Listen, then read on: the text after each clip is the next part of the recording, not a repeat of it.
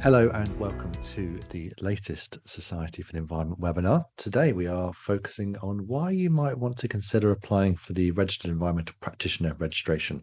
It's also referred to as REnvP. Today's webinar will run for around an hour, but that includes Q&A time with our live audience and live REnvP guests, which is always nice. So to start with, and not very importantly, my name's Phil. I'm officially the Society's Head of Marketing and various other things. Today I'm joined by 3 REnvP registrants, which is always quite exciting. I'll introduce each of them properly when the time is right. Our aim today is to share some insights from lived experience of the REnvP registration directly from those who have gone through the process and experienced what's involved, and then answer as many questions as we can. Before we delve into the world of REnvP registration, I'll start with a bit of background to the Society for the Environment, just to help with understanding and to give an idea of why we exist. Our core role is to hold the register for competent environmental professionals who have met and continue to meet a level of competence in their environmental work and their overall professionalism. There are currently around 9,000 registered environmental professionals, and they are known as our registrants. Hopefully, many of you watching today will be able to join this community in the next coming weeks, the coming months. We do all this in partnership with 27 professional bodies. So put simply, we want the decisions that impact the environment to be made by those with externally verified, peer-reviewed competence. There are 4 different professional registrations that we regulate: entry-level environmentalist, registered environmental technician, registered environmental practitioner, and chartered environmentalist registration. Now, collectively, essentially, these are the global benchmarks for competence and professionalism in environmental practice, ensuring our workforce, our businesses, governments, and more are equipped to tackle the environmental crises we are facing. So together we can shape a more sustainable future. That's the idea. Now, this is a bit of a busy slide.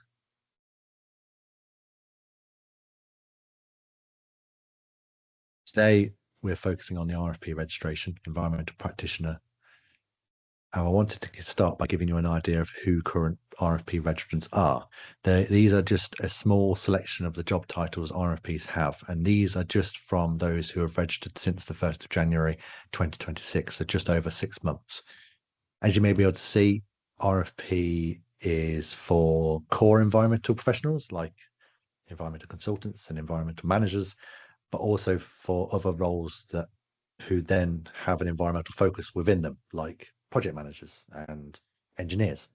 So all of these options make perfect sense for REnvP.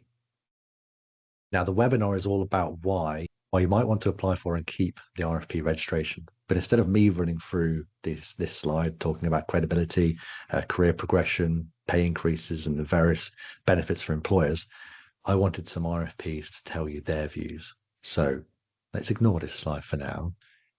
And we're going to invite our first guest to share their insights. And I'm delighted to be joined by Hollie Hood, who is the Principal Geotechnical Engineer at BAM Ground Engineering. Hollie, can I hand over to you? Thanks, Phil. So yeah, I'm Hollie Hood, Principal Geotechnical Engineer at BAM. So I am in the ground engineering team, working in the geotechnical department. Been here for 10 years. Also, as it said, a chartered engineer, and I'm a registered ground engineering professional as well. So you probably sit in the many more category in those job titles that are on the previous slide, and not sort of a core environmentalist in my day-to-day role. So just a bit of background as to what I do and how that sort of sits within what we're talking about. So I am a contractor. We build things, and the sorts of projects I work on are typically slope stabilization, ground anchoring, rock bolts, grouting schemes. So quite a vast array of geotechnical projects. And this can be in teams of, say, 5 people up to around 60. So really quite a wide range of schemes that I get involved in. And this can be in quite a vast array of environments as well. So some more sensitive, maybe marine, tidal environments, nuclear energy, rail, highways. It's all across the board. We do a really vast range of work. In terms of why this is important to me and what it brings to my job role, I think for me and the role that I do, it's an extra element that shows that commitment that we've got and that I've got to good environmental practices, a dedication to actually demonstrating that, and the fact that it's a part of my role rather than my entire focus in what I do. So, we have quality qualifications that we show, we have technical qualifications, but then this brings in that other side of it, which I think particularly in the world that we're in now, this is becoming more and more relevant. And particularly for my employer, this is something that clients are going to want to see in the future. It's becoming really to the forefront of people's minds. And I think it is something that shows that demonstration for me personally in what I do and in my job role, but also for my employer. It's showing that commitment to staying up to date, looking at what's out there, what's new, and keeping up to date and on top of all of that. So I think, that is my key takeaway for me, at least, is that demonstration of commitment.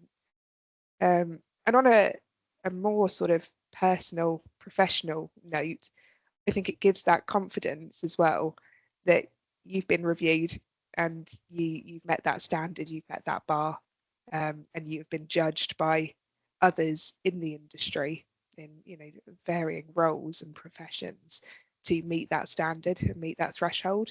And it gives a real sort of professional credibility that you are capable of that and you have been judged to be meeting that standard. So yes, that's kind of a whistle-stop tour of my thoughts. But I hope that's given a bit of an insight as to why I see it as an important way to go and what it brings to my role. Brilliant. Well, thank you very Thanks, much Phil. for the insights, Holly. It's a good, excellent way to kick things off. I like the idea of obviously the keeping up to date element. A core part of being an RFP is continuing your CPD and that kind of thing. But just having the registration, does that make you want to keep up to date even more, rather than that necessity of it through your Yes, registration? exactly. And I think especially when it's not something that you do, like I say, it's not the focus of my role all day, every day. I'm looking at a slightly wider picture, perhaps, in maybe a slightly different industry to others, just in sort of the day-to-day works.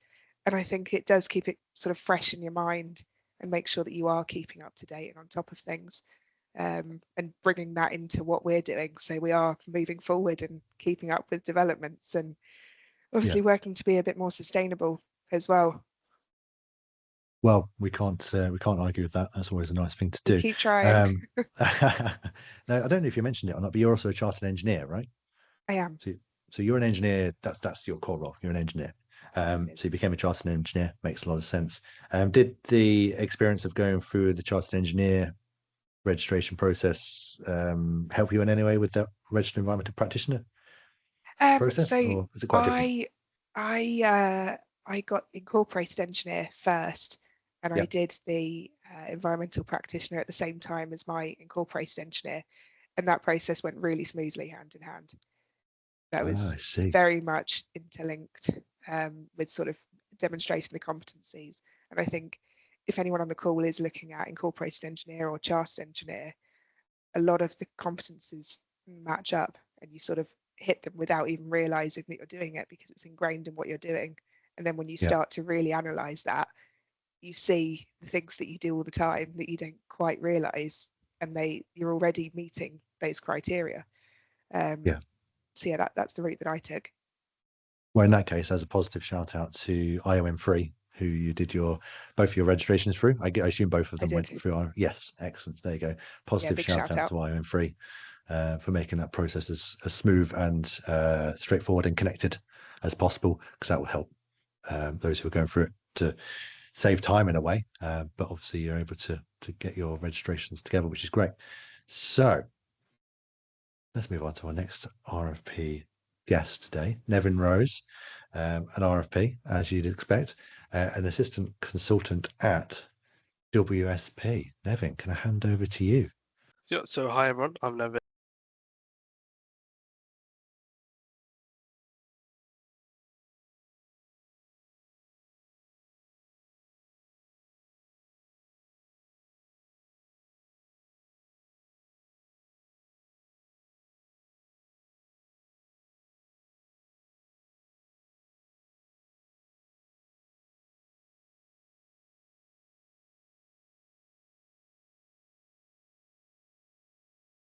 Qualification, and that's how I got the award. My career so far has been a mix of different disciplines across environmental consulting, but I've focused in on sustainability.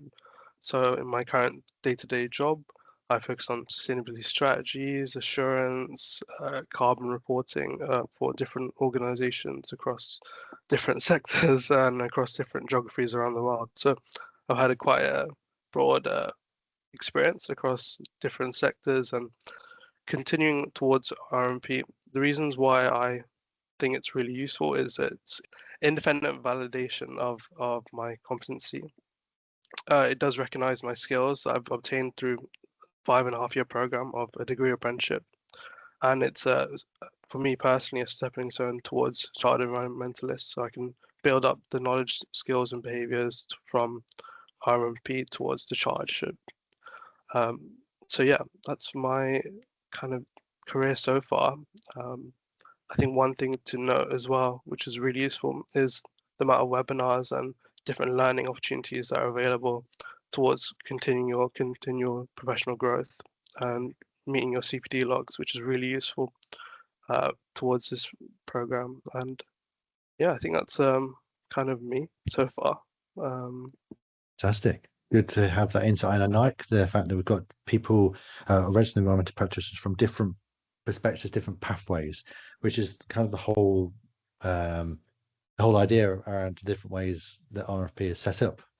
So you've gone through a degree apprenticeship, and you've been able to showcase your competence throughout the completion of the degree apprenticeship, and it's mapped to the REnvP registration. That's how it works, right?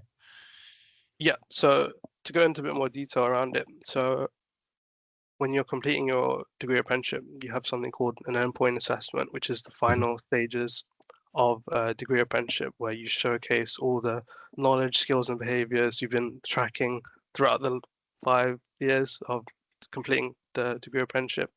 And then through the completion of that endpoint assessment, you are able to gain professional recognition through multiple different organizations. So for me personally, I chose ICEP and the Society of Environment for my personal professional accreditation, but there's other organizations available for different career paths as well. Yeah, brilliant. And this wasn't necessarily planned, but so we're looking at different routes here, because we've already spoken to Hollie, who was has gone through, is an engineer. That was first and foremost her career to start with. We've got Nevin, who's gone through a different route to the standard route, if you want to call it a standard route, to becoming an REnvP because of the way you've done it through the degree apprenticeship. And that's something we've working on quite a lot at the moment. If you wanted to connect with my colleague Tom Cheek, he looks after our different pathways to become professionally registered, mainly through entry-level environmentalist, registered environmental technician, and registered environmental practitioner. Connect with him on LinkedIn. He's always sharing useful information of how you might be able to do that. But you also mentioned that you're hopefully using REnvP as a stepping stone to become a chartered environmentalist. Now, I know that professional registration at WSP is very well recognised, both as practitioner and chartered, which is always, hopefully that adds to the encouragement for you to continue your development in that kind of way. But how do you think REnvP might help you with becoming an REnvP first, rather than just leaving it until becoming a CM? How do you think that might help you in the meantime? Yeah, it's been really useful so far. Speaking on experiences at WSP, it's important for us when we're bidding for work and we're engaging with clients that we show our professional registrations. Especially, it gives us that professional backing that we know what we're talking about, and we have that independent verification that we are who we say we are in terms of speaking about these core issues around sustainability, environmental. And then at WSP, I think there's a clear pathway towards building on the steps of the Registered Environmental Professional towards the chartership and gaining those opportunities that fill in the gaps between the two, towards managing projects and managing different outcomes towards achieving that chartership. So we have a whole plan on how you can fill in the gaps, and hopefully you're able to achieve it within a couple of years or so. Yeah, it's fair to say that WSP are very well engaged in those professional elements. They're one of the biggest employers globally of registered environmental practitioners, practitioners and chartered environmentalists. So you're in a good space for that development route, it's fair to say. And it's great that they, I assume you did your degree apprenticeship with WSP? Yeah, so I've been at WSP nearly 7 years now. So. There you go. Excellent. And the apprenticeships these days, just compared to, I'm going to sound really old now, but when I was leaving school or looking for what to do next, apprenticeships were so different to what they are now. If I was to do it again, it's fair to say apprenticeships would be top of my list of things, routes to go down to start my career and continue my learning. They look fantastic. So, but well done for completing your apprenticeship. And great to see you on the RFP register.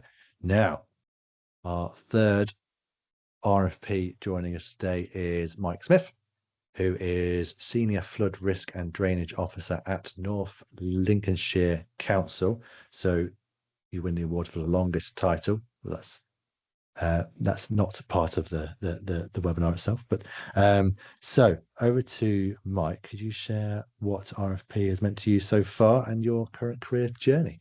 Thanks, Phil. So I'm Mike Smith. As Phil said, I've got a long, convoluted job title. It seems to fit in the public sector well. We just like words, I think. So obviously, another 4 letters after my title works nicely in the council. So I've put together a couple of slides. Yeah. So I guess the first one is like why I became a registered environmental practitioner. So I took a bit of a different route to probably most people in their careers. Is when I first left school, I had no idea what I was doing really. I was obviously 16 years old. I was in a rough place in my life, so I joined the army. To be honest, it was the only real way to go for me, for someone like my background. So I joined the army. I had very few qualifications. Spent a bit of time there. Did a couple of tours in Iraq and then in Kosovo. Left the army in about 2011. Went into like retail management. It was a bit soul destroying. So I then left there. It's like, what do I do? What can I do? What do I like? I was interested in the environment. So I went to Hollie University to do an environmental science degree, which it was accredited at the time through the Institute of Environmental Sciences, which is obviously where I've then moved on to Registered Environmental Practitioner, because they obviously can do the assessment and whatnot. From there, I started as a graduate flood risk engineer at a company called Allen Wood, and Allen Wood were based on Beverley Road. Did about just over a year there, and then moved into the public sector working as a flood risk officer.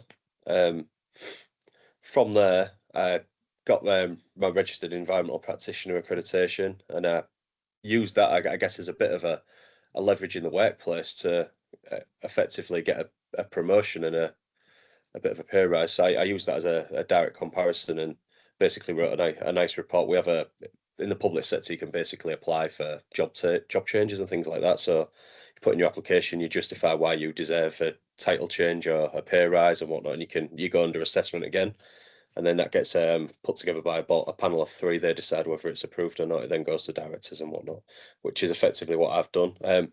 So my current role as a senior flood risk and drainage officer is act as a statutory consultee under the Flood and Water Management Act is a large part of my role.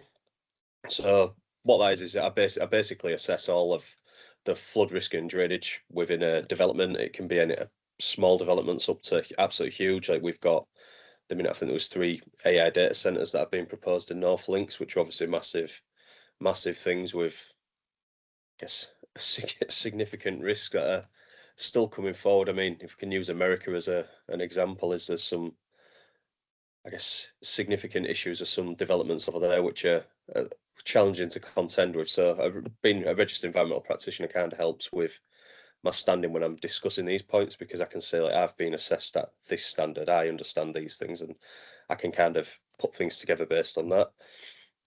Another part of my job is I work in strategic flood risk. So we basically build business cases and do flood alleviation projects. They can be anything from upsizing a few drains up to building capital flood alleviation schemes, which are significantly bigger. Again,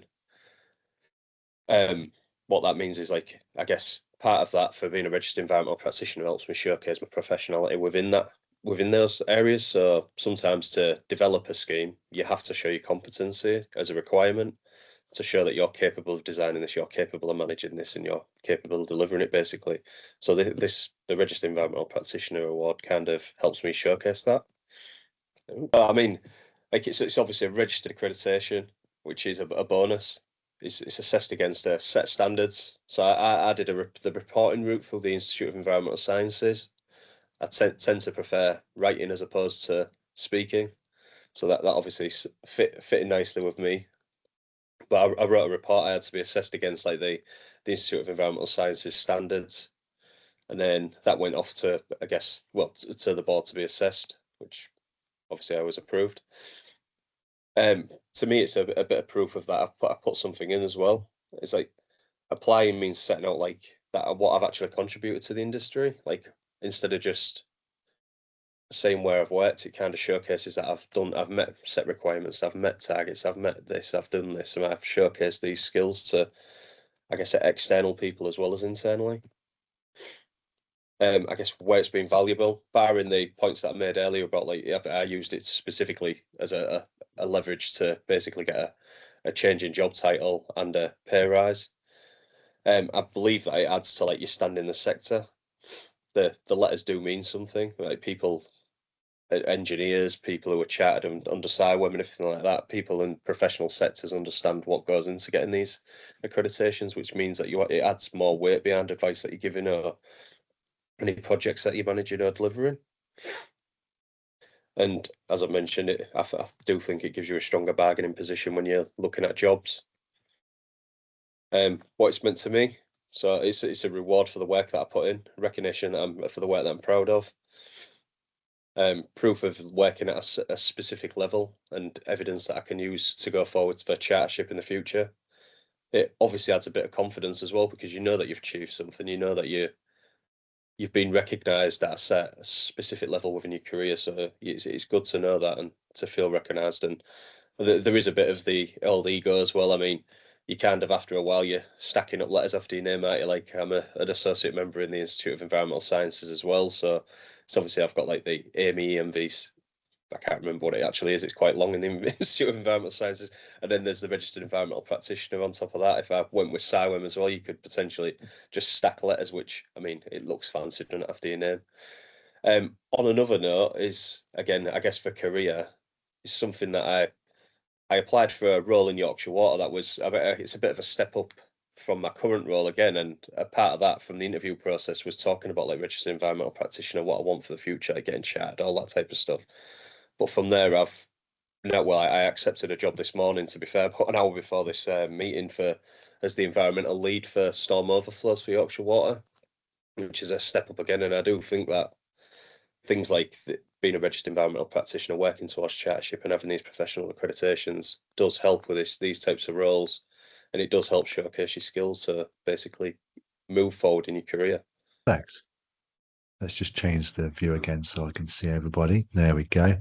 Thank you very much for that, Mike. Another different perspective, quite different to everyone else as well, going through the army and then changing. What made you go to the environmental sciences degree?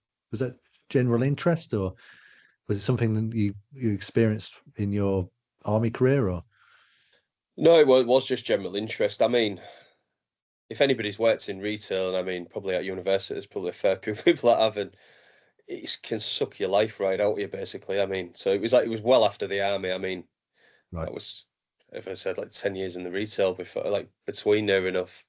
So that was kind of, I needed a career change because I was working 60 hours a week and miserable basically. I was like, what do I enjoy doing? I've always liked the outdoors. I always liked the environment. I mean, I'm old enough to see the damage that we've done to it firsthand. You look outside, I mean, you're probably looking outside your houses or your workplaces now, and you can see the scorching heat that these weather anomalies, they used to be weather anomalies, didn't they? Now they're literally every single day, every single summer, and it gets worse and worse. And I think even this year, there's been thousands of people who've died from the heat. So that type of thing is like what I thought, like, what can I do to potentially give something back instead of taking? Because that's, I mean, in reality, that's all people seem to do, and that's the issues we're having with the environment now, is we've took from it, we've took too much. But Yeah. So that was what made me go to University of Hull, and then from there, I mean, realistically, I wanted to work in peatland restoration. That's what I did my dissertation. I'd sell my degree around that thing, and then I live in I guess a funny little location. I live in Hull, just off the Humber, so there's absolutely no peatland around here. Like there's nothing. It's just low lying area. It's basically like a bowl. It's probably one of the most at risk places outside of London in the country, I would imagine, for flood risk. It flooded heavily in 2007, so I fell into flood and water management, and then it's grown from there. And I guess probably September, when I start with Yorkshire Water, it'll move into, I guess, policy and storm overflows and permitting side of things, so a bit more, I guess, legislation development rather than, I guess, on the ground implementations. But yeah, I see. Well, it's great to hear your career journey and the fact that you're on a journey of involving things that you're interested in, and you want to make an impact, which is certainly great to hear. And the fact that you've had a career change as well always adds to the different perspectives that we have across our professional registration community. So thank you very much for sharing that, and thank you for your honesty around, career progression and asking your employer for job changes and stuff like that, and using your RFP registration as part of that leverage. It's always great to hear. Not everyone shares that kind of thing, so thank you for being open about that. And we're on the cusp of breaking news. You accepted a job this morning. Is that what you said? yeah. So yeah, I accepted a job as the environmental lead for Yorkshire Water. Oh, I mean, I'll be in the firing line really, because it's in charge of a team who are managing permitting for the storm overflows, it's called. So it's basically your CSOs, which are all over the news out there. So I'll be taking a kick in every day, I think, for about 5 years. yeah. But you're there to try and make a difference, right? I guess that's the whole Yeah, idea. that's what it is. Yeah, it's part of that role, is like developing the internal policies and engaging with I guess the shareholders and whatnot, to try and change the current policies. That, I mean, across the board in every water company, there's many challenges that they're facing, aren't they? And they all need to make active investment into making our environment a better place. And I mean, Yorkshire Water, I think in this AMP period, have put in I think it's 1.5 billion quid into river restoration and water quality improvements, which is a significant amount of money and that's alongside all of the other, I think it's I think it's about 7 billion over the 5 year AMP period that's invested into all the other sector parts of like maintenance management and developing their own assets and things like that. So it's a great, I think it'd be a great place to work going forward, and hopefully I can make a positive change internally to I guess, a huge machine that it is. I imagine so. Yeah. And for those whose English isn't their first language, quid means you GDP pounds. So we've heard quite a lot now in terms of, we've heard about increasing confidence and employer recognition and that kind of thing through Hollie. We've spoken to Nevin about the different kind of route to RFP registration through the degree apprenticeship, which is really interesting to hear about, and the fact that using it as a stepping stone to chartered environmentalist, hopefully at some point in the next, I don't know, 2 years, 1 year. What do you reckon? Have you got a time scale, Nevin? I mean, eventually, but I'm just enjoying working at my current pace now, I'd say. So yeah. Not here for the big upsell. Don't worry. Not a problem. And whilst mentioning that, just a note that what some people might use it as a stepping stone to chartered environmentalist, which Nevin's hoping to do. Some people, RFP is exactly right for them, and that is absolutely fine. We're not, as Society of Environment, not here for the big upsell to the next stage or whatever you might want to call it. If RFP is right for you, then that's great. That's where we want you to be. There's no judgment around that at all. So we've also heard from Mike around various different in terms of leverage for career progression, that kind of thing. A number of elements around standing out from the crowd, whether it's getting new jobs or whether Hollie mentioned clients wanting it, that kind of thing. I've always been interested around the whole standing out of the crowd thing. We want, as a Society of Environment, to get to a point where instead of having professional registration means you stand out from the crowd, we want it to be where if you haven't got it, you stand out from the crowd. If you see what I mean? Flip it upside down, because we want the environmental decisions to be made by those who are credible to do so, and we want more and more of those who will be able to showcase that. So hopefully that resonates with you guys. A broad question for everyone: what's next from an environmental perspective, utilizing your environmental knowledge, that kind of thing? Are there new projects coming up? Are you able to get involved in different things, maybe because of your registration or because of your sustainability focus? I'm going to ask Hollie, because it's been a while since we heard from you from the very start there. Anything come to mind? I think in what I do, excuse me, the big drive is on being more sustainable in the materials that we're using. You know, our core products are steel and concrete. So our main driver, I think, in sort of the corner that I'm in, is around improving the materials we're using, reducing, reusing where we can, and really investing in being able to do that. So I know there's been a lot recently with looking at reusing piles and that sort of thing for new constructions. And I think that's going to become more and more common, that we're asking why we can't reuse something or reuse a material rather than taking it off site, rather than just assuming that we're going to build new and we'll, you know, ditch the old. So yeah, really around materials and questioning what we've done previously, I think is going to be really the biggest one. We need professionals to be able to make those judgments and be able to make those decisions as well. The whole reuse and retrofitting, that kind of thing in the construction world, hopefully is becoming more and more of a thing. And professionals, and to bring that in early as well, so it's not an afterthought once you're already on site trying to build something. Is to have the right people placed with that, you know, at the forefront of their minds early on in the process. Quite right. Makes a lot of sense. And the hope is we have registrants, RFPs, chartered environmentalists, technicians, and so on throughout that process, to join the dots and to understand why things have been made from a design phase to a materials phase to whatever happens next. Nevin, apart from potential chartered environmentalists at some point, what are you looking to get into the next 12 months or so? Anything different? I think for me personally, just building on my relationship with the clients, I think for me, just using more technology in our work. Within our work, we can use technology way more. So, for example, I think APIs and calculating passenger service access emissions, which is what I'm doing now, which is really cool, and how we can use technology to calculate this instead of using quite manual processes. So it helps improve the accuracy of the data we're looking at. So yeah, just tackling loads of big data sets and see how we can get the most powerful sustainability information from it, which is what I'm trying to do for the next year, just trying to improve my technical skills.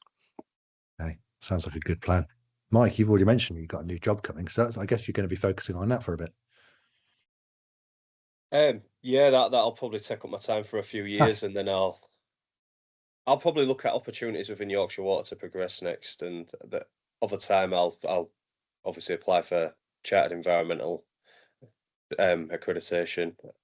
I've been debating as well, like joining CIWEM as well, because it's obviously like slightly different, but it's more tailored to flood and water management.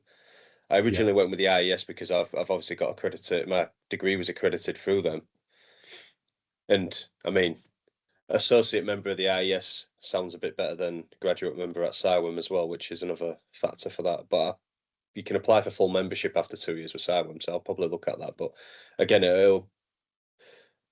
I guess a lot of my thing is some of it is, I guess, pure ego, because it's more I wanted to showcase what I can contribute and things like that. So when you're assessed against things, I kind of enjoy that. I've achieved something. It gives a bit of it's the confidence and satisfaction for actually achieving something as well as professional, and so that's the personal aspects of it for me, I think. Well, yeah, depending on what kind of label you put on that, if whether it's egotistical, it's not. I don't think it is particularly. It's just showing that you're able to justify your knowledge levels and experience and so on. It's quite a good thing to be able to do. And to do that, you have to talk about yourself, don't you? So Yeah, you and do, what yeah. you've done. But yeah, I wouldn't necessarily call it an ego thing. But No, I think I'm just a bit blunt, Phil. That's what it is. I No idea why Yorkshire Water wanted to employ me for. There'll probably be some hard conversations with them. maybe keeping away from public communications. I don't know. It might be fine. But sometimes you need some straight talking people, which is absolutely fine.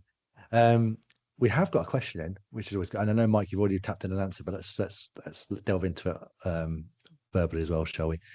So somebody looking to get RFP via their IES profession, by the Institution of Environmental Sciences, trying to remember our acronyms, which is the route that you went through, Mike. I'm feeling a bit stuck with the application. Any tips? So what tips have we got, Mike?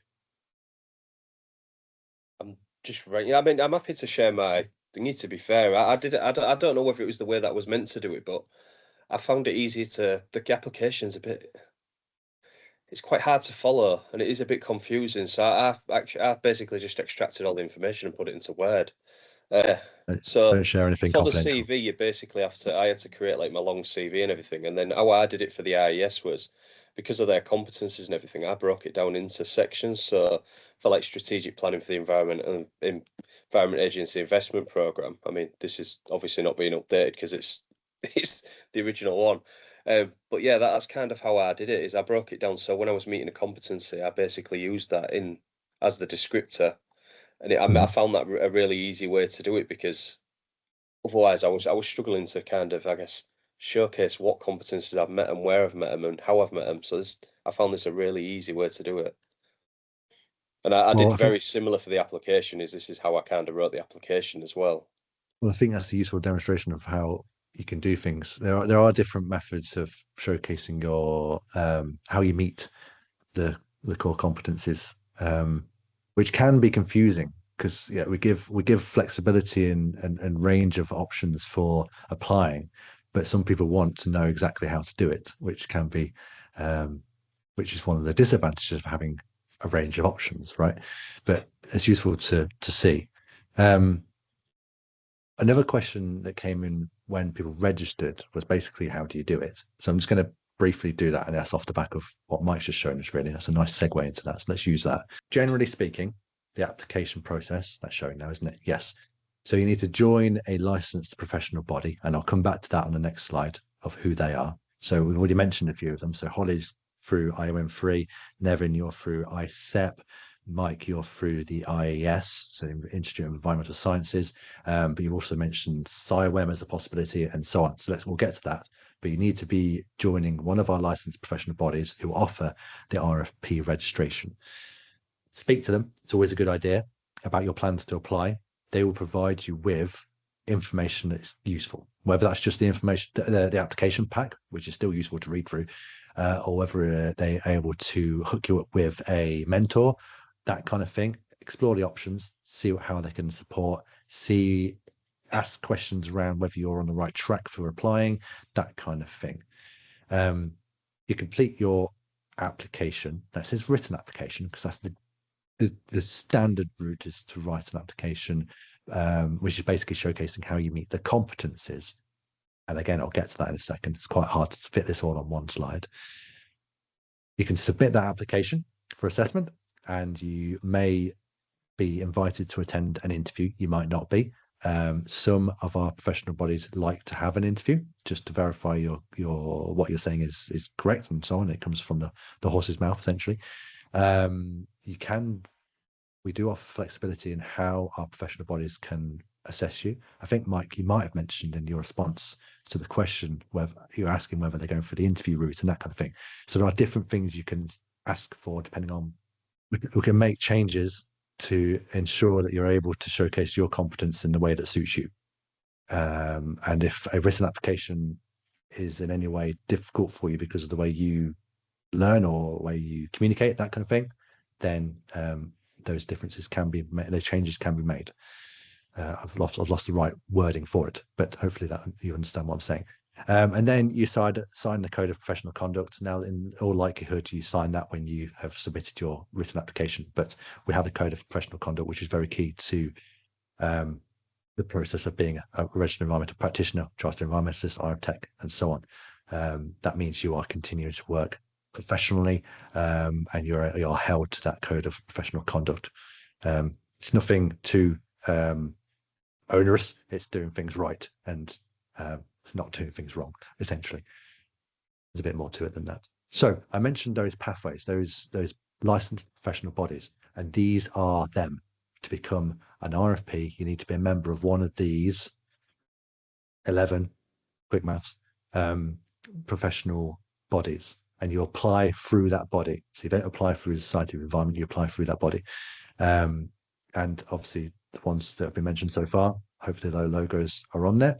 Ones that haven't been mentioned so far are World Cultural Association, CABE, which is Chartered Association of Building Engineers, I Agree, which is the Institution of Agricultural Engineers, IED, Institute of Engineering Designers. Going to struggle here when I get further down, but I think most of them are fully written, so that's nice. Institute of Fisheries Management, Institute of Water, and Society of Operations Engineers. There you go. So you need to apply through one of those professional bodies. They will assess your application and tell you if you're successful or not. Competencies.